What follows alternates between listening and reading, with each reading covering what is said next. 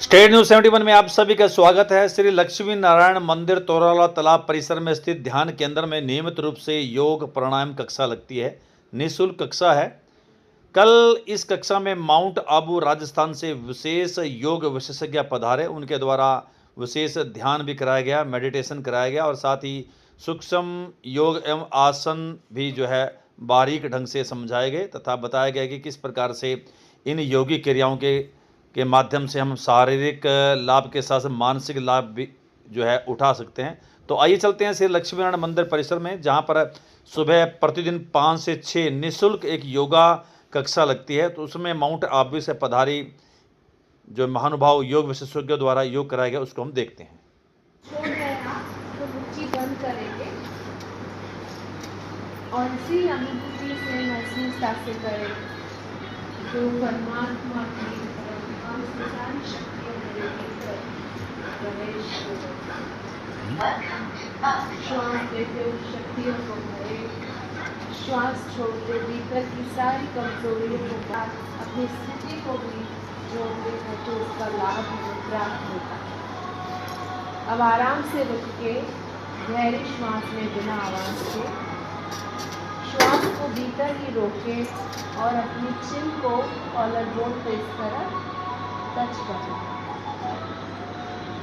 धीरे धीरे नाक से श्वास छोड़ते जाएं, चिन को हटाते जाएं, सामने गर्दन लेकर आए। पुनः करेंगे भस्त्रिका को, श्वास लेंगे, श्वास छोड़ेंगे। मेरी संदेश देती है कि सब ठीक है। रिलैक्सेशन, आरामदायक स्थिति उत्पन्न होती है। और उसी हल्के मन के साथ नीचे में आत्मा अवतरित होती है।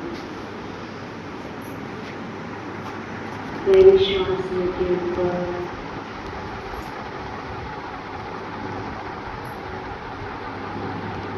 मैं आत्मा फरिश्ते की तरह एकदम रिलैक्स हो जाए और महसूस करें मन और शरीर पर प्रभाव इसका कैसा हो रहा है। हर आसन करने के बाद रुक के देखना है कि इसका प्रभाव क्या हुआ। इसे कहते हैं हम जागृत अवस्था। इसे हमें पूरे दिन में भी अपनाना है। ये कर्म किया, ये खाया, ये पिया, ऐसे बात की, ऐसा बर्ताव किया तो मुझे खुद को कैसे महसूस हो रहा है, इसका असर क्या हुआ मेरे मन पर भीतर। उसी से ही परिवर्तन की शुरुआत होती है। दूसरी तरफ दाएं श्वास छोड़ते, बीच में श्वास लेते, बाएं श्वास छोड़ते। रीढ़ की हड्डी सीधी होगी, पीछे झुकना नहीं है। श्वास लेते बीच में, श्वास छोड़ते साइड में। कंधे रिलैक्स, कंधे ढीले, कंधों को चढ़ाए नहीं और वापस अपने चेहरे पर मुस्कुराहट लेके आए हल्की सी। ये मुस्कुराहट के लिए कोई कारण नहीं चाहिए। ये परमात्म शक्ति मेरे भीतर से मेरे आस और मेरे पास फैलती जा रही है। श्वास छोड़ते नीचे, दूसरा हाथ श्वास लेते ऊपर, श्वास छोड़ते नीचे साइड अनुभव करना। चलिए दूसरे पैर के साथ करते हैं। घुटने को मोड़ के सामने लेकर आए, एड़ी को पकड़ के कहीं पे भी रखे, कहीं पर भी। संतुलनता बस हमारा लक्ष्य है। एक ही जगह देखना है। जैसे ही इधर उधर देखा लड़खड़ाएंगे। जैसे ही अपने भीतर पर दर्शन पर चिंतन चलता है, अपने भीतर की स्थिरता समाप्त हो जाती है। पूरे दिनचर्या में भी यही स्थिरता अगर बरकरार रखनी है तो अपना ध्यान सदा खुद पर रहे। मुझे क्या करना है, मैं क्या कर रही हूँ, बाकी सब से ध्यान हटा के खुद पर और भीतर से फिर उस परम शक्ति तक आपको लगे बस वहीं आपको रुकना है। ज़रूरी नहीं हमें इतना ऊपर करना है, क्योंकि ये एक यात्रा होती है। एक ही दिन पे हम 0 से 100 पे नहीं पहुंच सकते, याद रखें। आप सहारा भी ले सकते हैं, सहारा लिया है बट वो नहीं कर पाएंगे आपके बोझ से। आप दीवार का सहारा लें। हम किसी ऐसे का सहारा लेंगे जो खुद लड़खड़ा रहा है, तो फिर क्या होगा आपके साथ? खुद भी लड़खड़ाएंगे। तो मनुष्य आत्मा मनुष्य का सहारा लेने से जीवन में लड़खड़ाएंगे ही। ऐसा सहारा लें जो कभी भी हिलता डुलता नहीं, अचल अडोल है, वो एक ही मात्र है, परम सत्ता है कि सारा दिन जो हम अपने घर गृहस्थी को संभालने में, कारोबार में लगे रहते हैं, कुछ टाइम ऐसा भी होना चाहिए जो हम अपने स्वास्थ्य के प्रति दें, है ना? क्योंकि शरीर स्वस्थ होगा तभी तो जीवन के, चाहे भोजन को भी तभी आनंद ले पाएंगे, रिश्तों का भी आनंद तभी ले पाएंगे, है ना? अगर शरीर ही बीमार है और चाहे सब तरह के वैभव आपके पास है, क्या होगा? है ना, कई करोड़पति ऐसे आजकल कि डॉक्टर ने सब कुछ खाने के लिए मना किया हुआ है। तो इसलिए शरीर को स्वस्थ रखना, जिस शरीर के साथ हमें जीवन जीना है, ये बहुत ज़रूरी है। तो आप सभी को बहुत बहुत बधाई और आगे के लिए भी शुभकामनाएं कि ऐसे ही आप सभी स्वस्थ रहें। और उस स्वस्थ के साथ एक और चीज़ ज़रूरी होती है, क्या कहते हैं? Be healthy and be happy. कहते हैं स्वस्थ रहो और खुश रहो। अब स्वस्थ रहने के लिए तो आप यहाँ आते हैं, रोज़ एक्सरसाइज करते हैं, प्राणायाम करते हैं। अब खुश कैसे रहा जाए? देखो, खुश होने वाले भी ना कई तरह के लोग होते हैं दुनिया में। कुछ इसलिए खुश होते हैं कि मुझे कुछ मिला, मुझे कुछ प्राप्त हुआ, जो मैं चाहता था, जो मैं चाहती थी, वो हो गया। इसलिए नेचुरल है ना, ये तो स्वाभाविक है कि जो हम चाहते थे हमें मिल गया, वैसा हो गया तो हमें खुशी हो जाती है। एक वो तरह के लोग होते हैं। दूसरे वो तरह के लोग होते कि मुझे तो नहीं मिला लेकिन किसी और को मिला। हमारी बहन है, हमारा पड़ोसी है, हमारा भाई है, कोई अननोन भी है, लेकिन उसकी जब कोई प्राप्ति हम सुनते हैं तो हमें बड़ी खुशी होती है। ऐसे भी लोग होते हैं। कुछ लोग दूसरों को देकर खुश होते हैं, कुछ लेकर खुश होते हैं। और कुछ ऐसे भी लोग हैं इस संसार में जब दूसरों को दुखी देखकर खुश होते हैं। है या नहीं ऐसे लोग? हमें कौन सी कैटेगरी में आना है? हाँ, बिल्कुल। ब्रह्मा कुमारीज में एक बहुत सुंदर लक्ष्य हम सभी को देते हैं परमात्मा की शिक्षाओं के आधार पर कि हमें देवता बनना है। और देवता का मतलब क्या होता है? देवता माना देने वाला, मनुष्य माना लेना और देना दोनों चलेगा, और तीसरा होता है लेवता। तो क्या बनना है हमें? देवता। अब देवता माना क्या क्या देंगे? देखो, चीज़, वस्तुएं, पैसा, धन, भोजन, ये भी हम जहाँ ज़रूरत है दे सकते हैं, लेकिन उसकी लिमिट हो जाती है ना? अपनी आवश्यकता को देखकर ही हम दूसरे को भी दे सकेंगे। ऐसा नहीं कि दूसरे को दे दिया और खुद हाथ फैलाना पड़े। तो जो भी भौतिक चीज़ें हैं, स्थूल चीज़ें, उसकी एक लिमिट हो सकती है देने में।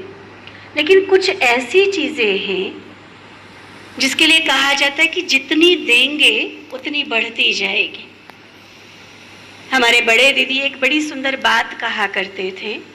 कहते थे, सरस्वती के भंडार की बड़ी अपूर्व बात, जो जो खर्चे त्यों त्यों बढ़े, बिन खर्चे घट जात। समझ में आया? सिंपल है शब्द कि जितना देंगे, जितना खर्च करेंगे, उतना बढ़ता जाएगा। स्थूल धन के बारे में ये नहीं कह सकते हम। उसमें क्या होता है? मैं अपनी मातृभूमि का सदैव सम्मान करूंगी। मैं सदैव सभी धर्मों का सम्मान करूंगी। मैं सदैव सैनिकों एवं सिपाहियों का सम्मान करूंगी। मैं अपने परिसर को स्वच्छ एवं स्वास्थ्य प्रदाय रखने के लिए प्रयास करूंगी। मैं अपने परिसर को स्वच्छ एवं स्वास्थ्यप्रद रखने के लिए प्रयास करूंगी। साथ साथ दूसरों को भी प्रेरित करूंगी। दूसरों को भी प्रेरित करूंगी। मैं नए स्वर्णिम युग के विकास के लिए सदैव सहयोग करूंगी। मैं नए स्वर्णिम युग के विकास के लिए सदैव सहयोग करूंगी। मैं सदैव नारी एवं कन्याएं एवं वरिष्ठ नागरिकों का सम्मान करूंगी। मैं सदैव नारी एवं कन्याओं एवं वरिष्ठ नागरिकों का सम्मान करूंगी। मैं अपने भारत में आतंकवाद सदा विरोध करूंगी। मैं अपने भारत में आतंकवाद का सदा विरोध करूंगी। मैं अपने जन्मदिन पर सदैव एक वृक्ष लगाऊंगी। मैं अपने जन्मदिन पर सदैव एक वृक्ष लगाऊंगी। मैं सदैव जल एवं बिजली की बचत करूंगी। मैं सदैव जल एवं बिजली की बचत करूंगी। मैं सदैव भ्रष्टाचार का विरोध करूंगी। मैं सदैव भ्रष्टाचार का विरोध करूंगी। ओम शांति। Thank you. ओम शांति। ओम शांति। ओम शांति। ओम शांति। परमात्मा सदा मेरे साथ है। परमात्मा सदा मेरे साथ है। उनकी दुआओं का हाथ मेरे सिर पर है। उनकी दुआओं का हाथ मेरे सिर पर है। सफलता और सुख शांति मेरा अधिकार है। मेरा अधिकार है। परमात्मा साथ है, फिर डरने की क्या। चलो जी। पहले यहाँ पहुँचने पर आपका हार्दिक अभिनंदन, और आपने जो हमें योगा नए नए तरीकों से सिखाया, आपका बहुत बहुत धन्यवाद। और जो आध्यात्मिक के बारे में भी आपने हमें ज्ञान दिया, आपका बहुत बहुत धन्यवाद। और मैं तो यही निवेदन करूँगा, जब भी आप यहाँ पर पहुँच आए इस फोरम में अपना आए जब भी, तो यहाँ हमारी क्लास में अपना समय जरूर। धन्यवाद। वो हमारे बीच में आ रही हैं और वर्ष में एक बार ही आना होता है, और बहुत अच्छा एक संदेश योग के माध्यम से आज हमें दिया गया। इसके लिए हम बहुत बहुत आभार व्यक्त करते हैं और धन्यवाद करते हैं कि जब भी आप यहाँ पर सिधौरा सेंटर में पधारें, जरूर हमारी कक्षा में आए। जिस प्रकार से आज आपने कक्षा के आधा घंटा लगभग हमें योग की नई नई विद्याओं से अवगत कराया, तो इसके लिए हम सभी योग साधक आपका बहुत बहुत आभार व्यक्त करते हैं। कुछ योग साधक जो भी बहनें नई आई हैं तो रूटीन बनाएं, और यहाँ पर आम रूटीन के अंदर बहुत ही अच्छे ढंग से योग कराया। तो कुछ नई बातें आज हमने सीखी, उसको भी हम इसमें जोड़ेंगे, तो हम सबका लाभ रहेगा। जैसे मैंने जिन बताया कि 10:30 बजे आज हम सब ने ब्रह्मा कुमारी आश्रम में जाना, वहीं पर जो भी विचार सुनने को मिलेंगे वो सुनेंगे, और साथ ही फिर वहीं पर ब्रह्म भोजन को करेंगे। अभिषेक सुबह से यही मैं चाहूँगा श्री चमन जी 2 शब्दों से जरूर धन्यवाद व्यक्त करें। श्री चमन जी हमारे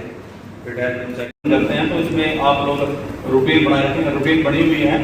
आज लगभग सभी योग साधक ही हैं जो रूटीन हमारी क्लास में आते हैं। बाकी तो प्रभु की इच्छा है, कितने लोगों को वहाँ पर सूचना दी गई थी, लेकिन चलिए हमारी पुराना जी आए इतनी दूर से, सबसे पहले कितने बजे फोन प्रधान जी फोन आ गया था,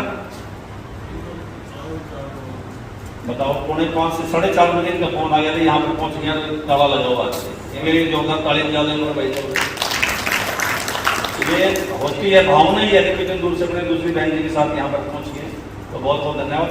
उसको यहीं पर विराम देते हैं, और 10:30 साढ़े 10 बजे एक बार फिर हम सभी ब्रह्म कुमारी आश्रम में मिलेंगे। बहुत बहुत धन्यवाद। ओम।